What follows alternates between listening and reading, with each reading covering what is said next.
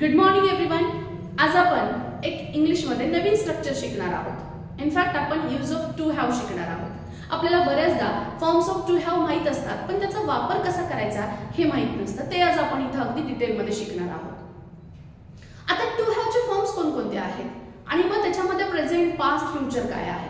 जर इथे बघितलं तुम्ही तर टू हॅवचे फॉर्म्स आहेत बघा, have, has, had, shall have आणि विल हॅव. मग हे प्रेझेंट मध्ये आहेत, हे पास्ट मध्ये आणि हे फ्युचर मध्ये आहे. तर प्रेझेंट, पास्ट आणि फ्युचर हे काय इंडिकेट करतं? तर प्रेझेंट आत्ताची वेळ दर्शवतं, पास्ट अगोदरची वेळ दर्शवतं आणि फ्युचर नंतरची वेळ दर्शवतं. सो टेन्स मध्ये कन्फ्युज होण्याची गरज नाही. Tense is nothing but time. फक्त वेळ दर्शवली जाते त्याच्यामध्ये. त्याच्यामुळे त्याच्यामध्ये कन्फ्युज होण्यासारखं असं काहीच नाही.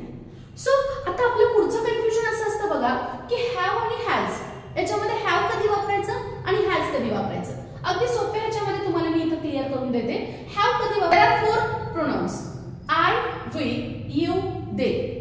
यापैकी कोणतंही प्रोनाउन आलं तर तुम्हाला हॅव वापरायचं आणि त्याच्याच बरोबर एखादं प्लुरल नाउन. आता प्लुरल नाउन म्हणजे काय आहे तर अनेक वचनी नाम, जसं की पेन, पेन्स किंवा टेबल, टेबल्स. असं प्लुरल नाउन कोणतंही आलं तर तुम्हाला काय वापरायचंय? हॅव वापरायचं. त्याच्यानंतरचं दुसरं आहे मग हॅज कधी वापरायचं. तर हॅज साठी सुद्धा बघा फिक्स प्रोनाउन आहेत, ही, शी आणि इट. यापैकी कोणतंही प्रोनाउन आलं तर तुम्हाला वापरायचंय हॅज आणि त्याच्याच बरोबर सिंग्युलर नाउन्स आले तर त्याच्यासाठी सुद्धा तुम्हाला वापरायचंय हॅज. जसं की टेबल, टेबल हॅज 4 legs. बरोबर. म्हणजे टेबल जरी आलं तरी सुद्धा तुम्हाला हॅज वापरायचंय कारण ते सिंग्युलर आहे. म्हणजे अशा पद्धतीने हॅव आणि हॅज मधला कन्सेप्ट तुम्ही क्लिअर करू शकता. आता हॅजचा विचार केला तर हे सगळीकडेच वापरलं जातं, त्यामुळे त्याच्यामध्ये कन्फ्युजन होण्यासारखं असं काहीच नाहीये. पुन्हा पुढे येतो आपण शाल हॅव आणि विल हॅव.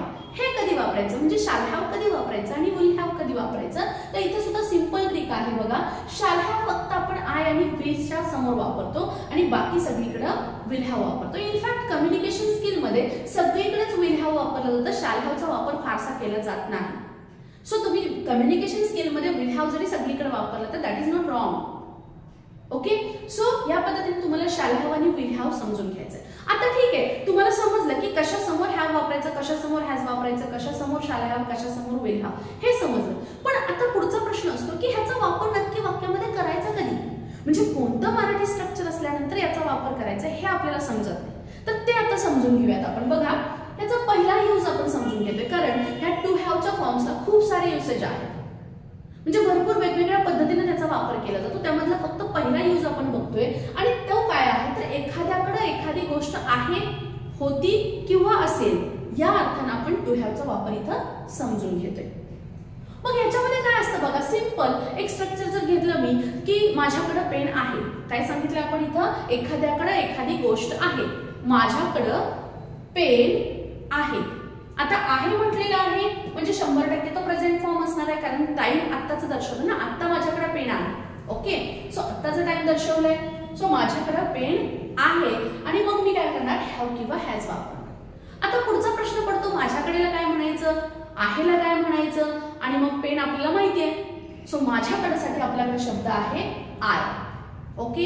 आय हा शब्द यूज केला. आता त्याच्या पुढे जातो आपण हॅव वापरायचं का हॅज वापरायचं ते तुम्हाला क्लिअर सांगितलेलंच आहे की आय असेल तर तुम्हाला वापरायचंय have. Clear. I have. Okay. I have म्हणजे माझ्याकडे आहे. आता काय आहे? Pen. I have pen. That's it. एवढाच याचा यूज आहे. आता बघा आहेच्या ऐवजी जर मी होता वापरलं किंवा होती वापरलं एखादी गोष्ट तर त्याच्यामध्ये काय करावं लागेल तुम्हाला? हॅड वापरावं लागेल कारण होती म्हणजे अगोदरचा काळ दर्शवते, अगोदरची वेळ दर्शवते. जसं की बघा मी असं म्हटलं काल माझ्याकडे पेन्सिल होती. काल माझ्याकडे पेन्सिल होती म्हणजे वेळ कोणती आली? अगोदरची आली. आणि अगोदरची असेल तर आपल्याला काय वापरावं लागतं? पास्ट वापरावं लागतं म्हणजे हॅड वापरायला पाहिजे. ठीक आहे. चला माझ्याकडे होती म्हणजे आय हॅड. काय होती? पेन्सिल. I had pencil. कधी होती? yesterday. So I had pencil yesterday or yesterday I had pencil. म्हणजे या पद्धतीने तुम्ही एखाद्याकडे एखादी गोष्ट होती म्हणजेच हॅडचा यूज करू शकता. पुढचा आहे असेल. म्हणजे जसं की बघा उद्या माझ्याकडे काहीतरी असेल असं मला जर म्हणायचं असेल तर आपल्याला वापरावं लागेल शॅल हॅव किंवा विल हॅव. जसं की उद्या माझ्याकडे 4 व्हीलर असेल. आता नाहीये माझ्याकडे किंवा कालही नव्हती. आता म्हणजे प्रेझेंट, काल म्हणजे पास्ट आणि आता मी म्हणते की उद्या व्हीलर असेल. बरोबर. आता माझ्याकडे असेल साठी तुम्हाला शॅल हॅव किंवा विल हॅव वापरायचं आहे. आय शॅल हॅव, कारण मी तर सांगितलं तुम्हाला आयच्या समोर शॅल हॅव वापरायचं. So I shall have. काय असेल माझ्याकडं? कार असेल किंवा फोर व्हीलर असेल. I shall have four wheeler. कधी असेल? उद्या, म्हणजे tomorrow. I shall have four wheeler tomorrow, और you can say tomorrow I shall have four wheeler. म्हणजे या पद्धतीनं तुम्ही हॅव, हॅज किंवा हॅड किंवा शॅल हॅव, विल हॅवचा वापर करू शकता. आता याच्यानंतर मी तुम्हाला एक वाक्य देते, ते तुम्ही काय करायचंय, त्याचं ट्रान्सलेशन करायचंय आणि मला कमेंट बॉक्समध्ये लिहून पाठवायचंय. आता ते वाक्य तुमचं असं आहे की त्याच्याकडे पेन आहे. ओके, हे पहिलं वाक्य आहे. लगेच तुम्ही आता व्हिडिओ बघत असाल तर खाली कमेंट सेक्शन मध्ये लिहून घ्या, त्याच्याकडे पेन आहे. ओके, लिहिलं असेल तर पुढचं एक वाक्य सांगते मी तुम्हाला. बघा, पुढचं वाक्य असं आहे की त्यांच्याकडे नोटबुक असेल. त्यांच्याकडे नोटबुक असेल. आता त्यांच्याकडे साठी आपल्याला दे वापरायचंय. त्याचा वापर करून तुम्ही हे वाक्य तयार करायचंय. त्यांच्याकडे नोटबुक असेल.